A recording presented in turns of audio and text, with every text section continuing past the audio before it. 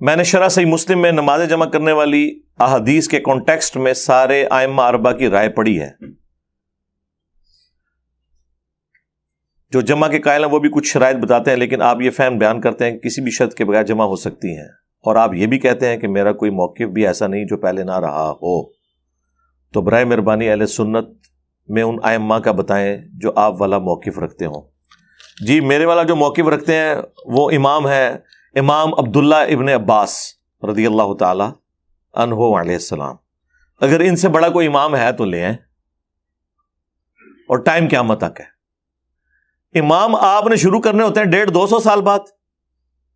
پہلے کسی امام کو نہیں آپ نے ماننا. بعد میں آپ ذہن میں رکھیے گا کہ جب کبھی بھی اس طرح کا ایشو ڈسکس ہوتا ہے تو آپ نے یہ بھی ذہن میں رکھنا ہے کہ سنی اور شیعہ اختلاف یا فساد ہو چکا ہوا ہے، اور تب یہ سارے ایشو سامنے آ رہے ہیں. میرا دعویٰ تو پھر بھی ختم نہیں ہوگا. اس کی وجہ یہ ہے کہ میں نے یہ دعویٰ کیا تھا کہ اس پلیٹ فارم پہ کوئی ایک عقیدہ بھی ایسا نہیں ہے جو امت کا پہلے نہ ہو. تو مجھے بتائیں دنیا میں 15 سے 20% جو اہل تشیع ہیں، کیا وہ یہ مانتے ہیں جو آپ کہہ رہی ہیں ائمہ اربعہ کی رائے کو؟ یہ تو سنیوں کے اماموں کی رائے آپ نے پیش کی ہے نا. تو شیعہ تو سارے وہی موقف رکھتے ہیں جو میں نے رکھا ہے. تو میں تو اپنی دلیل میں ابھی بھی قائم ہوں. امت کی بات کی ہے نا. امت میں آپ کے تو 4 فرقے نہیں نا داخل صرف. اور میں نے جب یہ بات کی تھی اس میں نے یہ بات کلیئر کی تھی کہ میری بعض باتیں ایسی ہیں جسے شیعہ صحیح سمجھتے ہوں گے، سنی غلط سمجھتے ہوں گے، اور بعض باتیں ایسی ہیں جنہیں سنی صحیح سمجھتے ہوں گے اور شیعہ غلط سمجھتے ہوں گے. اور پھر سنیوں میں بھی بعض باتیں ایسی ہیں جو اہل حدیث صحیح سمجھتے ہوں گے، دیوبند بریلوی غلط سمجھتے ہوں گے، اور بعض باتیں ایسی ہیں جسے دیوبند اور بریلوی صحیح سمجھتے ہوں گے اور اہل حدیث غلط سمجھتے ہوں گے. تو میرا دعویٰ کہاں سے ختم ہوا ہے؟ میرا تو کبھی یہ دعویٰ ہی نہیں ہے کہ صرف سنی فرقے کے اندر جو باتیں آئی ہوئی ہیں ہم اسے مانتے ہیں. ویسے تو میں نے کلیئر کر دیا. اگر آپ یہ سمجھتے ہیں کہ عبداللہ ابن عباس شیعہ تھے، وہ سنی نہیں تھے، تو پھر تو اپنی قسمت نو روو. تو ہماری تو دلیل ہے امام عبداللہ ابن عباس. انہی احادیث میں آپ صحیح مسلم کی 1628 سے لے کے 1637 تک یہ مسلسل 10 احادیث ہیں. جب عبداللہ ابن عباس واضح و نصیحت کر رہے تھے اور تھوڑی دیر بعد ایک سنی کھڑا ہو جاتا تھا کہ حضرت نماز کا ٹائم ہو گیا، تو پہلے تو عبداللہ ابن عباس نے اسے اگنور کیا. انہوں نے کہا ٹھیک ہے بیٹھ جا، نماز پڑھنی ہے میں نے بھی. وہ دوبارہ جب کھڑا ہوا تو انہوں نے کہا تیری ماں تجھے روئے. یہ عرب کا محاورہ تھا، یعنی ماں کب روتی ہے؟ جب بندہ گم جائے یا مر جائے. تو یہ فزیکلی کو مرنے کی بدوا نہیں دی انہوں نے، یعنی ایک محاورہ تھا جسے ہم کہتے ہیں تیرا بیڑا ترے تیرا بیڑا غرق. تو وہ یہ تو نہیں کہتے کہ ہم واقعی غرق کرنا چاہ رہے ہوتے ہیں. اور یہ محاورے نبی اسلام بھی استعمال کرتے تھے. ایک تو محاورہ بہت استعمال ہوتا تھا، وہی حق. اب یہ آپ کو عمر سیریز میں بھی جگہ جگہ نظر آئے گا، وہی حق، ہلاک ہو جا تو. اب وہ فزیکلی تو نہیں یہ بات کر رہے ہوتے تھے، ایک محاورتاً بات. تو انہوں نے فرمایا کہ تو مجھے سننا سکھائے گا. اچھا اب یہ بات ہم کر دیں تو کہتے ہیں یہ تکبر کا جملہ ہے. عبداللہ ابن عباس نے کہا کہ تو مجھے سننا سکھائے گا. انہوں نے کسی نے ان کے اوپر تکبر کا فتویٰ نہیں لگایا. پھر انہوں نے فرمایا کہ نبی صلی اللہ علیہ وآلہ وسلم نے بغیر خوف کے، بغیر بارش کے، مدینہ شریف میں یعنی بغیر سفر کے، تینوں عذر اڑا دیے. انہوں نے 3 ہی عذر ہو سکتے ہیں نا. خوف میں جان کا خوف، بیماری کا خوف، یہ سارے خوف ہی ہیں نا. دشمن کا خوف. بغیر بارش کے، بارش میں ظاہر ہے کریٹیکل سچویشن ہے، گھر سے آپ باہر نہیں نکل سکتے. اس زمانے میں تو ویسے ہی نہیں نکل سکتے تھے، کچے راستے، کیچڑ، پانی جمع ہو جاتا تھا. مدینہ شریف میں یعنی بغیر سفر کے. جب وہ یہ کہہ رہے تھے بغیر خوف کے، بغیر بارش کے، بغیر سفر کے، اب سنیوں کے بابوں نے اور ان کے مولویوں نے بیچ میں لگا لیا کہ اس میں یہ تو نہیں لکھا ہوا کہ بغیر کسی وجہ کے. یہ عبداللہ ابن عباس کے فرشتوں کے دماغ میں بھی یہ بات نہیں ہوگی کہ اس میں سے یہ پاک کسی نے نکال لینی ہے. وہ یہی تو کہنا چاہ رہے تھے کہ کوئی وجہ نہیں تھی. وہ کہتے نہیں یہ جملہ بولے جب کوئی کہہ رہا ہے بغیر خوف، بغیر بارش، بغیر سفر کے، مراد یہ کہ یہ تین تو بڑی بڑی وجوہات ہیں جن کی وجہ سے نمازیں جمع ہو سکتی ہیں. اس سے یہ بھی ثابت ہو گیا کہ ان تینوں جگہ پہ ویسے ہی ہو سکتی ہیں. یہ اس کے اندر امپلائڈ ہے کہ بارش ہو، خوف ہو، سفر ہو تو آپ نے تو جمع کرنی ہے. اس کے بغیر بھی نبی علیہ السلام نے مدینہ شریف میں ہمیں ظہر عصر کی نمازیں جمع فرمائی اور مغرب اور عشاء کی بھی جمع کی. تو تابعین پوچھتے ہیں کہ یہ رسول اللہ نے عمل کیوں کیا تھا صلی اللہ علیہ وآلہ وسلم؟ تو انہوں نے کہا تاکہ امت کے لیے اس معاملے میں آسانی ہو جائے اور کوئی حرج، تنگی باقی نہ رہے. دو باتیں ارشاد فرمائی ہیں، امت کے لیے آسانی ہو جائے اور کوئی تنگی باقی نہ رہے. یہ آپ نے جملے ذہن میں رکھنے ہیں. امام عبداللہ ابن عباس، یہ امام ابو حنیفہ، امام شافعی، امام مالک، امام احمد بن حنبل کی بات نہیں ہو رہی ہے. امام عبداللہ ابن عباس جو اس حدیث کے راوی ہیں اور حدیث کا راوی حدیث کا فہم سب سے بہتر جانتا ہے. وہاں کوئی ایک اور سنی بیٹھا ہوا تھا انورٹڈ کاما میں، وہ کہتا ہے کہ جب عبداللہ ابن عباس نے یہ بات کی نا تو میرے دل میں قلق آیا کہ پتہ نہیں یہ جھوٹ مارتا پہ ایسے ہی پہ کہندا ہے. کہتے ہیں میں چپ کر کے اس مجلس سے اٹھا اور حضرت ابو ہریرہ کے پاس گیا اور میں نے کہا دیکھیں ابن عباس کس قسم کی باتیں کر رہے ہیں، رافضیوں والی. تو انہوں نے بھی آگے سے ان کو ڈانٹا، ان کا کہ ابن عباس نے جو کہا سچ کہا، یہ تو ابو القاسم کی سنت ہے صلی اللہ علیہ وآلہ وسلم کہ نمازیں جمع کی جا سکتی ہیں علمی مجلس میں. ظاہر کنٹینیوٹی ٹوٹ جاتی ہے نا. یہاں پہ بھی آپ لوگ جب چلے جاتے ہیں تو یہاں انتظامیہ کے لوگ ہم ظہر اور عصر کی نماز کو جمع کرتے ہیں. ظاہر ہے یہ علمی مجلس ہے، بس یہ ایک ہی نماز ہے جو ہم نے یہاں جمع کرنی ہوتی ہے. پھر تو اگلی سنڈے کو یہ اکیڈمی کھلے گی، اکیڈمی بند ہو جائے گی شام کو. یہ تو ایک اسٹوڈیو ریکارڈنگ کی ہے، ملاقات کے لیے ایک بیٹھک ہے. اچھا، اب اس میں نا یہ جو مسلم شریف کی حدیث ہے نا، اس کے نیچے کچھ تابعین کی آپس میں ڈسکشن ہے جو نقل ہوئی ہے، امام مسلم نے نقل کی ہے. بعض کی پھر بھی تسلی نہیں نہ ہوتی. وہ کہتے ہیں کہ میرا خیال ہے کہ رسول اللہ نے ظہر آخری وقت میں پڑھی ہوگی اور عصر اول وقت میں پڑھی ہوگی. اچھا، یہ جو جملے ہیں نا وہ اٹھا کے کہتے ہیں کہ دیکھیں جی وہ تابعین اس سے مراد جمع تقدیم یا جمع تاخیر نہیں لیتے تھے بلکہ جمع سوری لیتے تھے. اور جمع سوری کو تو سارے ہی مانتے ہیں، جمع سوری تو جمع ہوتی ہی نہیں ہے ایک قسم کی. ظہر آخری وقت میں اور عصر اول وقت میں آپ نے پڑھی تو کون سی جمع ہوئی؟ ظہر کے وقت میں ہوئی، عصر کے وقت میں. اور یہ وہ جمع ہے جسے حنفی بھی کہتے ہیں ٹھیک ہے. مثلا آج کل آلموسٹ جو سنت کے مطابق عصر کا وقت داخل ہو رہا ہے تقریباً 2:45 بجے. آپ 2:30 بجے ظہر کی نماز پڑھ لیں اور 2:45 پڑھ لیں عصر کی نماز، تو نمازیں اپنے وقت کے اندر ہیں. اسے کہا جاتا ہے جمع سوری سینٹر میں. اور ایک ہے جمع تقدیم. جمع تقدیم یہ ہے کہ ظہر کے ساتھ ہی عصر ملا لی جائے. وہ بخاری مسلم میں ہے کہ نبی علیہ السلام اگر ظہر کے وقت سفر کے لیے نکلتے تو ادھر ہی مدینہ شریف کے اندر ہی ظہر عصر کٹھی پڑھ لیتے.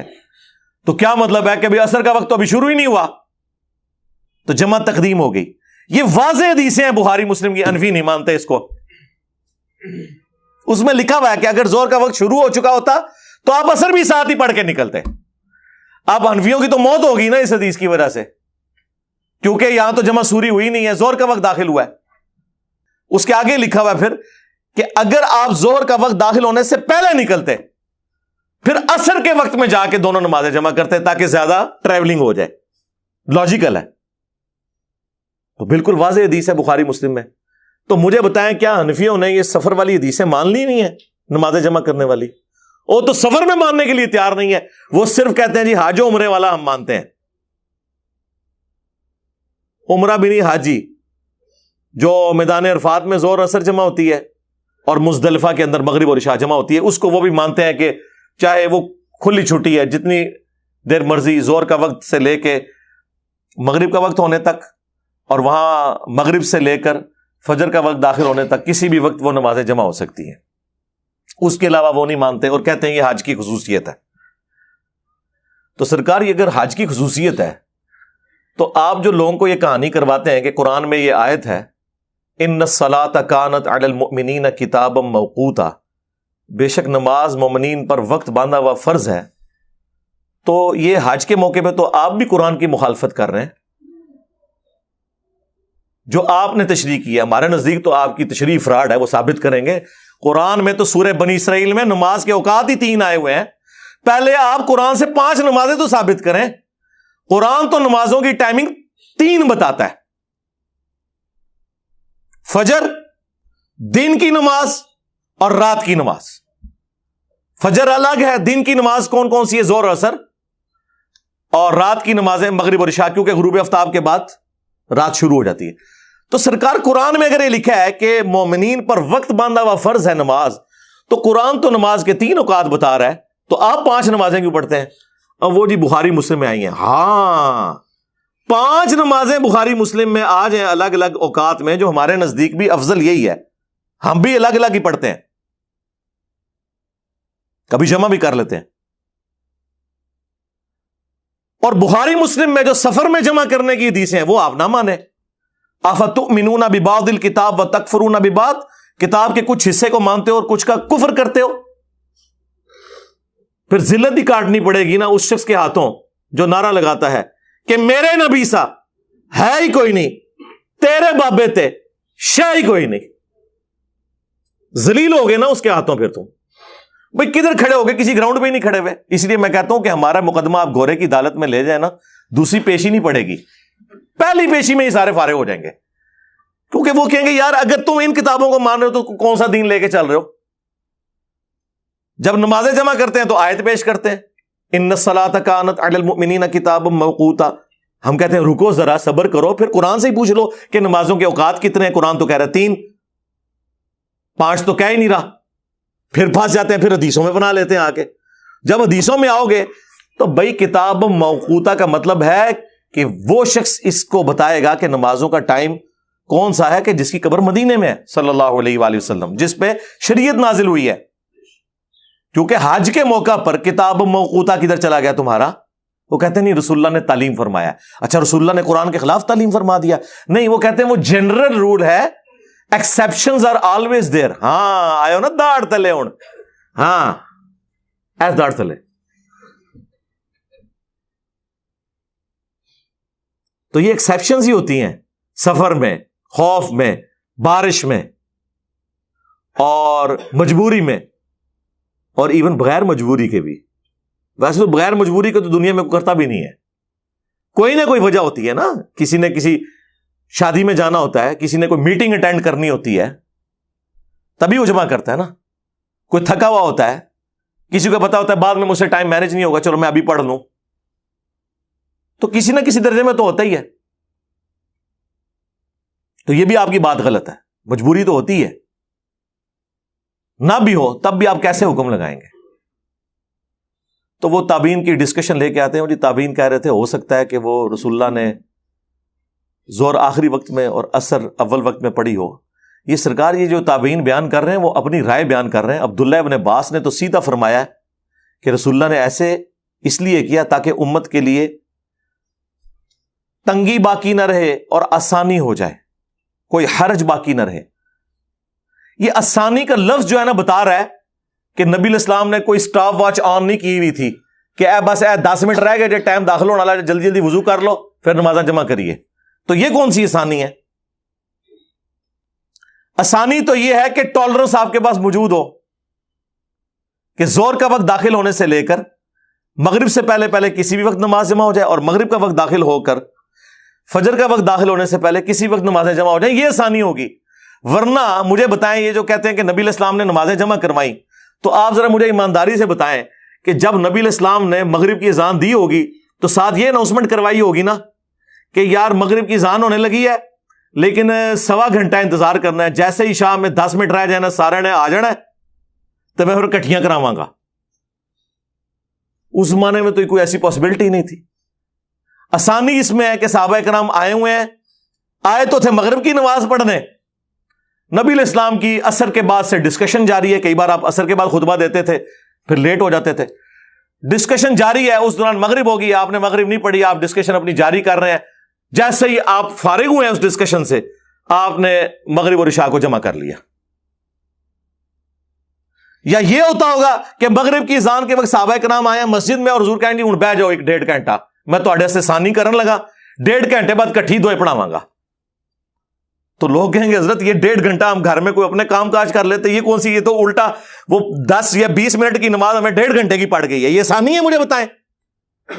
لیکن common sense is not so common. یہ عقل والوں کو سمجھ آئے گا آسانی کب ہوگی.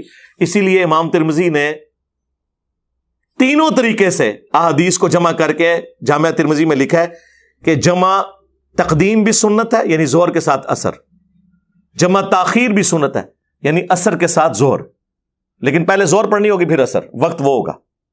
اور اسی طرح مغرب اور عشاء کے لیے بھی, اور جمع سوری بھی سنت ہے.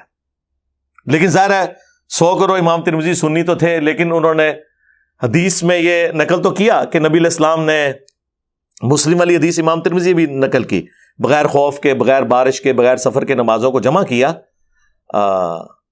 اور ابن عباس کا فتویٰ بھی نقل کیا تاکہ امت کے لیے آسانی ہو جائے, کوئی تنگی باقی نہ رہے.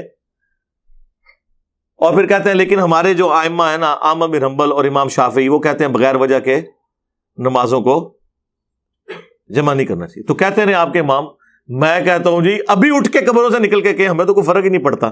اس کی وجہ یہ ہے کہ ہم نے تو اس شخص کو اپنا امام مانا ہے جس کی قبر مدینے میں ہے صلی اللہ علیہ وآلہ وسلم. جی سرکار اس دور کے امام شافعی اور امام احمد بن حنبل اور امام مالک وہ لوگ ہوں گے نا جو اس دور میں دین سکھا رہے ہیں. اس دور کے لوگ اس زمانے میں ہوتے تو اس زمانے میں وہ امام شافعی امام احمد بن حنبل ہوتے. ٹھیک ہے, جس طرح میں نے عذرائے تفنن کئی دفعہ کہا ہے کہ آپ نے اگر اس دور کا کوئی انجینئر محمد علی مرزا دیکھنا ہے نا تو امام مسلم کا مقدمہ پڑھیں, حدیث کی صحت کے حوالے سے وہ کتنے سٹرکٹ ہیں. اور یہ تفنن کے طور پہ ہے, میں تو اس کو بے ادبی شمار کرتا ہوں. ہاں میں یہ کہتا ہوں کہ اس دور میں اگر امام مسلم کا کوئی جانشین دیکھنا ہے تو ہمیں دیکھ لیں. وہ تو زمانوں سے کیا فرق پڑتا ہے میرے بھائی, سب فالوور ہیں. امام وہ ہے جس کی قبر مدینے میں صلی اللہ علیہ وآلہ وسلم. یہ سارا یہ بابا پرستی کی وجہ سے تو سارا جنازہ نکلا ہے. اس حوالے سے ایک اور حدیث جو پیش کی جاتی ہے نا, امام ترمذی رحمۃ اللہ علیہ نے اس حدیث کو خود ضعیف لکھا ہے جامعہ ترمذی کے اندر کہ جس نے بغیر عذر کے 2 نمازیں جمع کی تو وہ گناہ کبیرہ کا مرتکب ہوا. یہ حدیث المستدرک للحاکم کے اندر بھی ہے اور فضائل اعمال کے اندر بھی شیخ زکریا نے نقل کی ہے روایت اور اس سے اپنی حنفیت ثابت کی, لیکن نیچے انہوں نے عربی میں لکھ دیا کہ ضعیف ہے. ہاں یہ کام ڈالتے ہیں یہ لوگ.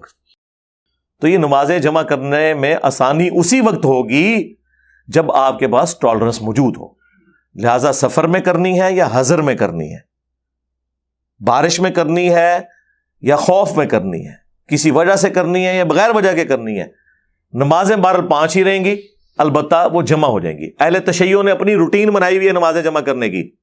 ان کی فقہ میں بھی لکھا ہوا ہے کہ نمازیں ہمیشہ جمع کرنا یہ افضل نہیں ہے. رسول اللہ کا عمومی عمل کیا ہے, 5 نمازیں الگ وقت میں پڑھنا. ہم جواد نقوی صاحب حافظہ اللہ تعالیٰ کو جب ملنے گئے عروۃ الوثقیٰ کے اندر, میں نے زور اثر کٹھی جمع کی مسجد کے اندر, وہ زور پڑھ کے باہر نکل آئے اور انتظار کر رہے تھے میرا, اور میں سمجھا شاید ہماری وجہ سے انہوں نے کیا ہے کہ چلو مجھے سنی ملنے آئے ہیں تو میں نمازیں الگ پڑھوں. تو ان کے ساتھی بتانے لگے نہیں یہ اثر جو ہے نا وہ بعد میں پڑھتے ہیں, یہ نمازیں الگ وقت میں پڑھتے ہیں, یہ جمع نہیں کرتے ادھر. وہ کہتے ہیں میرے لیے کون سا مسئلہ ہے, میں تو بعد میں پڑھ سکتا ہوں نا, چلو بچوں کی تعلیم کا حرج ہوتا ہے اور انہوں نے روٹین میں جمع کی ہوئی ہے. اور اہل سنت کے ہاں بھی افضل نمازوں کو الگ اوقات میں پڑھنا ہے, جواز یہاں پہ بھی موجود ہے. لہٰذا یہ جو میں نے کلیم کیا تھا کہ میرا کوئی ایک نظریہ بھی ایسا نہیں ہے جو اس پلانٹ ارتھ پہ کسی مسلمان فرقے کا کسی نہ کسی شکل میں نہ ہو, مجھ سے زیادہ ہی سخت ہوگا, کم نہیں ہوگا. مثلا حضرت معاویہ کے بارے میں جو میرا موقف ہے رضی اللہ تعالیٰ عنہ, ہم تو احترام سے نام لیتے ہیں, یہ اہل سنت میں تو آپ کو مختلف شکل میں, امام عبدالرزاق کی شکل میں, امام حاکم کی شکل میں, امام نسائی کی شکل میں, امام شافعی کی شکل میں تو نظر آئے گا, لیکن ورسٹ فارم میں شیعہ کے ہاں نظر آئے گا. وہ تو بہت آگے چلے جاتے ہیں. لیکن آپ یہ نہیں کہہ سکتے کہ میں نے کوئی ایسا نظریہ اڈاپٹ کیا ہوا ہے جو کسی کا نہیں ہے. تو نمازیں جمع کرنے میں بھی اہل تشیع ایک بہت ہارڈ لائن لے گئے. پریکٹیکلی عوام ان کی فقہ میں تو ان کے ہاں بھی ہے کہ نمازیں 5 اوقات میں الگ پڑھنی چاہیے, لیکن ضد آ گئی نا جب سنیوں نے کہا کہ نمازیں جمع کرنا حرام ہے, انہوں نے کہا پھر ٹھیک ہے آ جاؤ میدان وچ, اسی اس مردہ سنت نو زندہ کریں گے. جس طرح یہاں پہ اہل حدیث چوتھے دن اونٹ قربان کر کے کہتے ہیں مردہ سنت زندہ کر رہے ہیں، حالانکہ وہ روایتی کمزور ہے. ہاں، پگڑی کی مردہ سنت کوئی نہیں زندہ کر رہا، اسے مردہ کرنے میں سب سے بڑا ہاتھ ہی اہل حدیث کا ہے. ٹوپی کی سنت کو مردہ ہے، ٹوپی اور پگڑی کی سنت کے قاتل جو ہیں وہ اہل حدیث ہیں، اس لیے اس مردہ سنت کو کبھی وہ زندہ نہیں کریں گے. اپنی مرضی کی سنتیں زندہ کی ہوئی ہیں سب نے. تو پھر شیعہ نے بھی یہی کیا، انہوں نے کہا ٹھیک ہے یہ نہیں قائل، ہم کریں گے زبردستی. اور دوسری طرف ہارڈ لائن لے لی سنیوں نے، انہوں نے کہا کہ نہیں ہم تو کہیں گے حرام ہے. ہاں، اہل حدیث کو میں کریڈٹ دیتا ہوں کہ انہوں نے تھنک آؤٹ آف باکس کیا ہے، جرأت دکھائی ہے کہ انہوں نے اس چیز کو مانا کہ نمازیں جمع ہو سکتی ہیں. لیکن جب سے یہ ہماری ویڈیوز آئی ہیں اب وہ بھی بیک فوٹ میں. اب ہمارے محلے میں جو اہل حدیث کی مسجد ہے، بارش کا اولے بھی پڑھ رہے ہیں وہ نمازیں نہیں جمع کرواتے.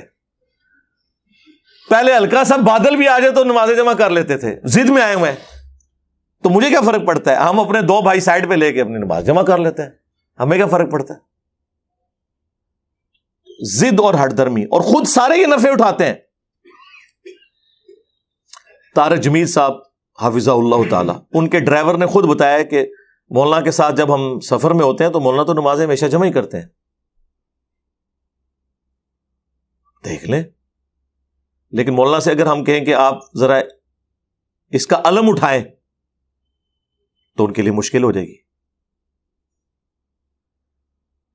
ایک بہت بڑے اہل حدیث عالم جن کے وہ لال رومال والے بھائی جو ہیں وہ سعودیہ میں ہیں، ان کا ایک بڑا بھائی جو ہے نا وہ G11 میں اس کی مسجد ہے، میرا آفس اس کے پاس ہی تھا.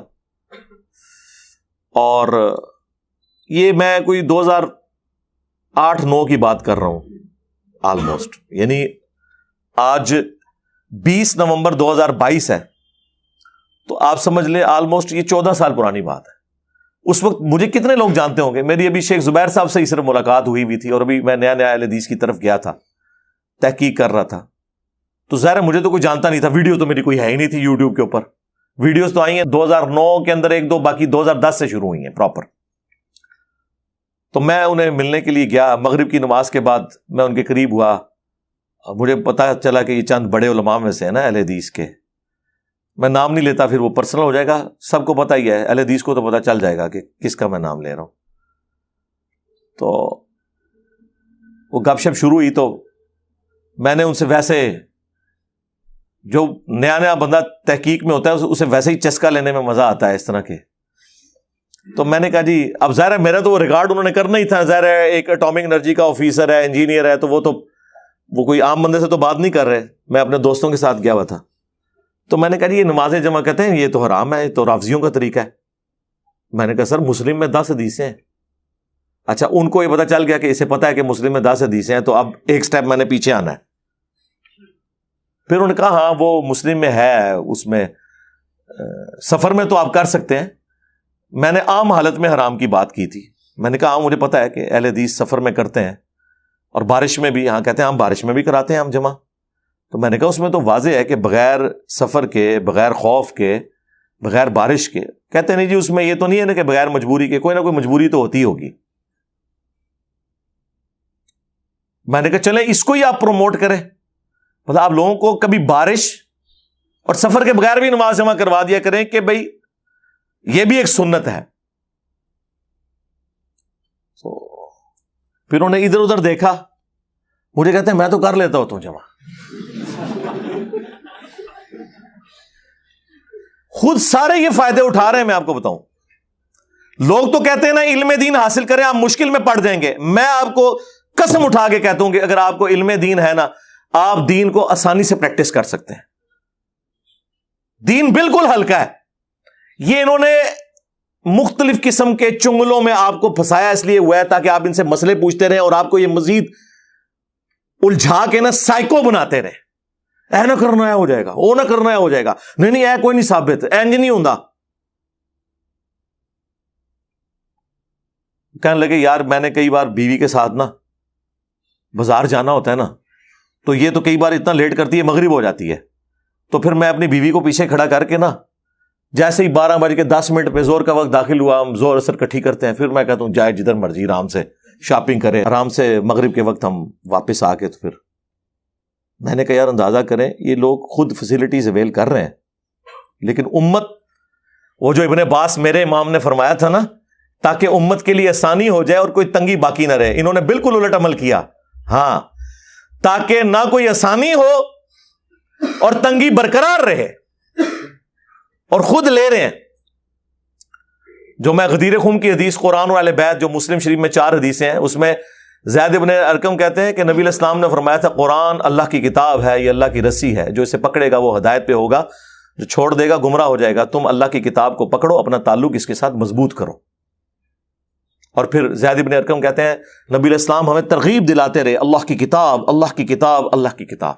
اور پھر فرمایا دوسری بھاری چیز میرے اہل البیت ہیں، میں اپنے اہل البیت کے معاملے میں تمہیں اللہ کا خوف دلاتا ہوں. اور یہ جملہ آپ نے 3 دفعہ ریپیٹ کیا، میں اپنے اہل البیت کے بارے میں تمہیں اللہ کا خوف دلاتا ہوں، میں اپنے اہل البیت کے بارے میں تمہیں اللہ کا خوف دلاتا ہوں. امت بالکل الٹ چلی، نہ قرآن کو عقیدوں میں پکڑا، حالانکہ ہر نماز کی ہر رکعت میں پڑھا ایاک نعبد و ایاک نستعین، لیکن اسی مسجد کے ساتھ جو بابا دفن تھا نا، نماز پڑھنے کے بعد اس بابے سے بھی مانگ کے گھر واپس آئے. یہ توحید میں سے سیکھا. نہ قرآن کو پکڑا، نہ اہل البیت کو زندہ چھوڑا، بالکل الٹ چلے. یہاں پہ بھی امام عبداللہ ابن عباس، اور سرکار عبداللہ ابن عباس تو وہ ہیں جن کے بارے میں بخاری میں حدیث ہے کہ اے اللہ ابن عباس کو قرآن کا فہم عطا فرما. تم جو حنفی لوگ ہمیں آیات پڑھ پڑھ کے سناتے ہو ان الصلاۃ کانت علی المؤمنین کتابا موقوتا، تو اس آیت کی شرح عبداللہ ابن عباس کو زیادہ آتی ہے، تم لوگوں کو زیادہ آتی ہے؟ کیا انہوں نے خلاف ورزی کی قرآن کی؟ نہیں، قرآن کا فہم تھا انہیں. وہ تو ہم نے اب آپ کو بتایا نا کہ قرآن میں تو نماز کے پھر 3 اوقات ہیں سورہ بنی اسرائیل میں. ہاں، تو پھر تو آپ کو 3 اوقات میں 5 نمازیں پڑھنی چاہیے. اور یہاں پروپیگنڈا کیا ہوا ہے جناب شیعہ 3 نمازیں پڑھتے ہیں. ایک غریب اتو بدتمیز. اور یہی سنیوں کی جہلیت ہے جس نے شیعہ کو اپنے کئی غلط نظریات پر محکم کیا. انہوں نے کہا یہ تو ہے ہی جاہل ہے، ان کو تو اپنی مسلم شریف کا نہیں پتا، بحث ہمارے سے کر رہے ہیں. جس طرح ہمارے اسٹوڈنٹس دیوبند، بریلوی، اہل حدیث اور شیعہ کے علماء کو بھی جاہل سمجھ رہے ہوتے ہیں، کیونکہ انہوں نے تو میری ویڈیوز دیکھی ہوئی، انہیں تو پتا ہوتا ہے یار اس کو کیا پتا، یہ بیچارہ اپنے کبھی کنویں سے باہر نہیں نکلا کہ اسے کیا پتا کہ کیا ہوگا. جس طرح وہ آپ نے دیکھا کہ لائف سٹوری میں ایک 13-14 سال کا بچہ آیا ہے، آپ ذرا اس کا کانفیڈنس لیول دیکھیں، لگتا ہے کسی بڑے بندے کی روح اس کے اندر آ گئی ہوئی ہے. وہ کہتا ہے جی وہ ایک عالم دین کے ساتھ میرا مناظرہ ہو گیا، چھوٹا سا بچہ، پگڑی اس نے کالی باندھی ہوئی ہے، اور کہتا ہے وہی جو انہوں نے سوال رٹے ہوئے ہیں، اچھا بتاؤ ایک ایکسیڈنٹ ہوا ہوا ہے ایک بندے کا اور وہ تڑپ رہا ہے اور نماز بھی نکل رہی ہے، تو پہلے تم اس بندے کو بچاؤ گے یا نماز پڑھو گے؟ وہ کہتا ہے مجھے اس کا جواب پتا تھا کہ انفی کا جواب دیتے ہیں، لیکن میں نے کہا میں جواب ایسا دوں کہ اس کو ایک بار لگ پتا جائے. تو وہ کہتا ہے میں نے اس کو کہا کہ میں اسے تسلی سے بچاؤں گا، ہاسپٹل لے کے جاؤں گا، بعد میں نمازیں جمع کر کے پڑھوں گا، کیونکہ یہ بھی سنت ہے. آئے نا اڑ تو داڑ تھلے ان بچے تو انہوں کہنے کے نمازیں جمع کروں گا. اب آگے کس کی جرت ہے جو کہ نہیں نمازیں تو جمع نہیں ہو سکتی، وہ کھول کے سامنے رکھ دے گا.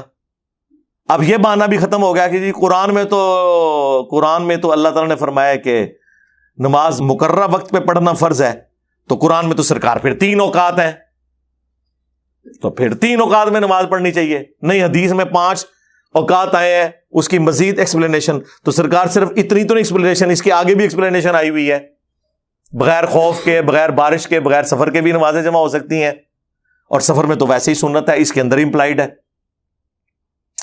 تو یہ ساری کی ساری باتیں جو کر رہے ہوتے ہیں سطحی نالج کے طور پہ. میں آپ کو وثوق سے کہتا ہوں آپ ہماری گفتگو سنیں، ہم اپنی گفتگو میں مخالفین کے بھی سارے دلائل ایمانداری سے خود بیان کرتے ہیں، اور پھر یہ بھی بتاتے ہیں کہ انہوں نے ڈنڈی کہاں ماری، یا ان کے بڑوں نے کون سی ڈنڈی مار کے ان کے سر کے اوپر ایک ڈنڈا رکھا ہوا ہے جس کی وجہ سے یہ قرآن و سنت نہیں مان رہے. تو آپ کے اندر سے ایک دن پھر آواز نکلے گی کہ مرنے سے پہلے اے مسلمان کر لیں اس پہ غور، کتابوں کا خدا اور ہے، بابوں کا خدا اور. بابے بھی اسی خدا کو مانتے تھے، لیکن تعلیمات انہوں نے اپنی دی ہیں، کتابوں والی نہیں دی ہیں. کتابوں کا نبی اور ہے، بابوں کا نبی اور، کتابوں کا دین اور ہے، بابوں کا دین اور۔ صلو علی محمد وآل محمد، اللہم صلی علی محمد وعلی آل محمد واصحاب محمد وازواج محمد وامت محمد اجمعین الی یوم الدین، آمین۔